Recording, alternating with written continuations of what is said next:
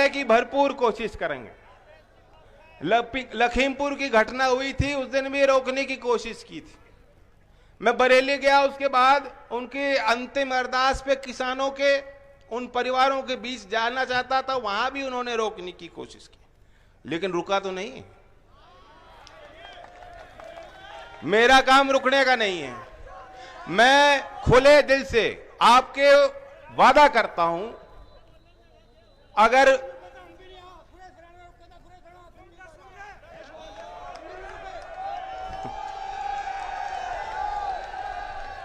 इतना हुआ ना बनाओ, इतना हुआ ना बनाओ। जनता ने बनाया था, जनता बिगाड़ देगा। जिस रास्ते पे चलकर मुझे तरक्की मिलती हो, या मेरी सीट बढ़ जाए या वोट बढ़ जाए, लेकिन आपका नुकसान होता हो, उस रास्ते पे मैं कभी बढ़ूंगा नहीं। और अगर आपकी हानि हो रही है, आपके साथ अन्याय हो रहा है, मुझे आपके बीच पहुंचना है और ये लोग रोकेंगे, मैं रुकूंगा नहीं। यही मेरा काम है। जब आपने मुझे पगड़ी पहनाई है, चौधरी अजीत सिंह जी के जाने के बाद, जिस तरह कभी चौधरी चरण सिंह जी के जाने के बाद हमारे बुजुर्गों ने चौधरी साहब पे विश्वास किया था, जब आपने मुझे वो पगड़ी पहनाई है, तो मुझे पूरी तरह एहसास है कि वो पगड़ी के मायने क्या है। बहुत बड़ी इज्जत, बहुत बड़ा विश्वास, और मैं पूरे समर्पण के साथ नतमस्तक हो गए जनता के आगे झुकता रहूंगा।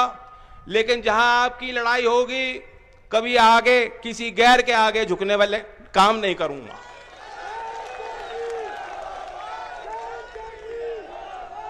हमें यूपी की फिजा बदलनी है। मैंने सपना देखा है अपने शामली क्षेत्र के नौजवानों के लिए। अगर आप व्यवस्था बदलना चाहते हो, इनकी बुनियाद हिलाना चाहते हो, वैसे आना तो आज ही था मुख्यमंत्री जी को।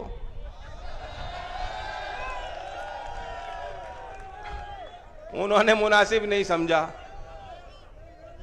ऐसी कोई बात नहीं योगी जी, उंगली वाली बात पुरानी हो गई, ऐसी कोई बात नहीं। कैराना में कही गई थी, और कैराना में आपने कर दिया था, कर दिखाया था।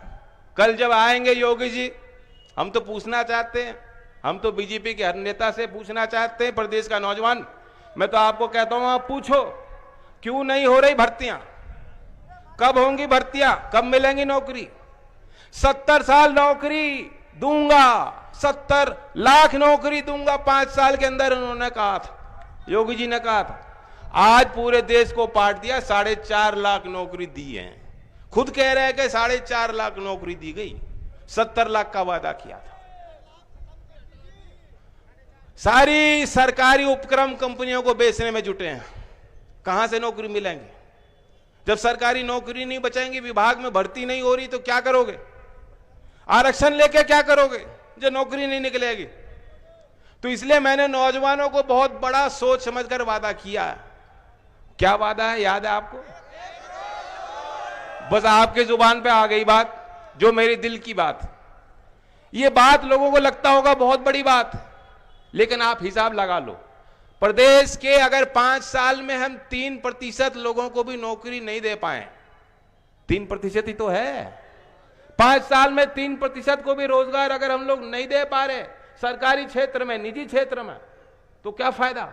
लाना था ऐसी सरकार पे, ऐसी सत्ता को 2 मिनट में मैं ठोकर मार दूंगा, जिससे आपको फायदा नहीं मिलेगा। नहीं चाहिए। और मैं तो चुनाव जीत के भी देख लिया, चुनाव हार के भी देख लिया, कोई आफत नहीं आ रही, कोई आफत नहीं आ रही। हम वही हैं, आप वही हो। ये जरूर है कि कष्ट बढ़ गए, बोझ बढ़ गया आप पर। कोई बात नहीं, इनकी लाठी भी खाई हमने, कोई बात नहीं। हमारी लड़ाई इनके लिए है, सर समाज के लिए है। न्याय का राज, जो राम राज के ढोंग करते हैं, अच्छा शासन लोगों को मिल पाए।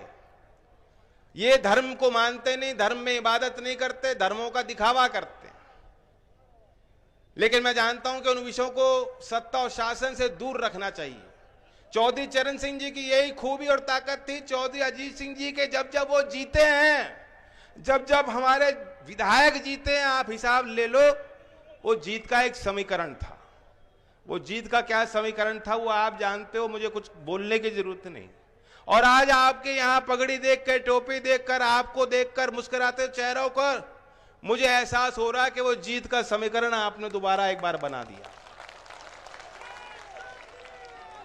वो हमारा भाईचारा है, भाईचारा। बीजेपी आज एक एक जाति पे सम्मेलन कर रही है, प्रजापति सम्मेलन, कभी जाट सम्मेलन भी करेंगे। एक जाति से कुछ नहीं होने वाला, एक जाति का वर्चस्व कभी नहीं बन सकता समाज में। लोकदल एक जाति की पार्टी नहीं है। आप मेरी जाति से पहचान मत करो, मेरे जज्बात को पहचानने का काम करो, मेरी भावना को समझने का काम करो।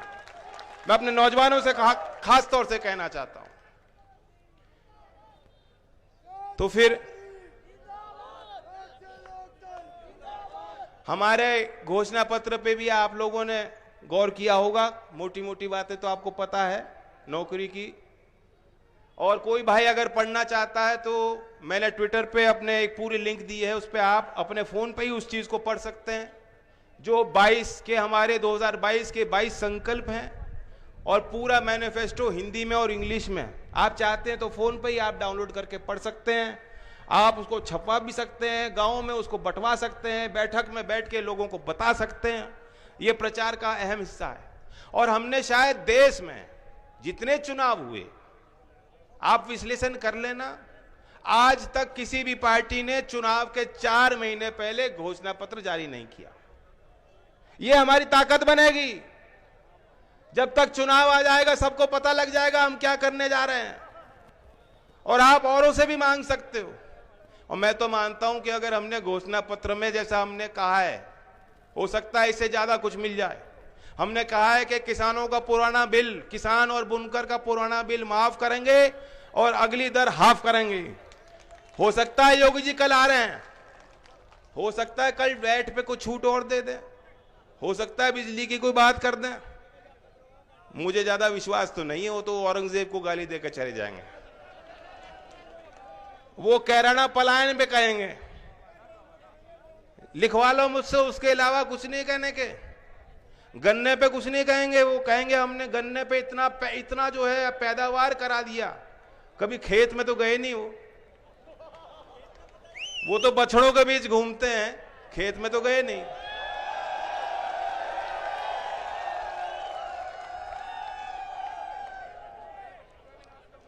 तो जैसे ये खेती का भी नाश कर रहे हैं, ये जो छुट्टे घूम रहे हैं खेतों में, ये भी तो नाश कर रहे हैं, किसान का नाश है।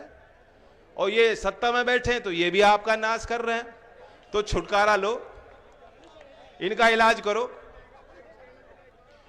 एक एक दिन बहुत कीमती है, अब वक्त नहीं बच रहा, 4 महीने नहीं बच रहे, एक एक दिन बहुत कीमती है। इसलिए मैं आपसे उम्मीद करता हूं, मुझसे मिलने की होड़ मत करना, दिल्ली की दौड़ छोड़ दो।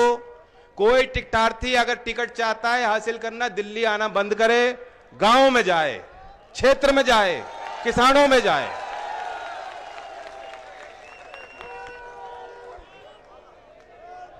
और गढ़ के मेले की, गंगा मेला की, दिवाली की, गोवर्धन की, सभी त्योहारों की, भैया दूज की आपको शुभकामनाएं। मैं इस बार मना तो नहीं पाया आपके बीच, मैं जानता हूं ये बार दिवाली भी सबके लिए फीकी रही, लेकिन मैं जानता हूं कि हम और आप साथ रहेंगे तो उजाला भी पहुंचेगा, तरक्की भी पहुंचेगी घर घर। धन्यवाद। जय हिंद, जय भारत, जय किसान। हमसे जुड़े रहने के लिए हमारे YouTube चैनल को सब्सक्राइब करें और नई वीडियो की नोटिफिकेशन के लिए बेल आइकॉन को दबाएं। अगर आप ये वीडियो Facebook पर देख रहे हैं तो लाइक जरूर करें और ज्यादा से ज्यादा शेयर करें। धन्यवाद।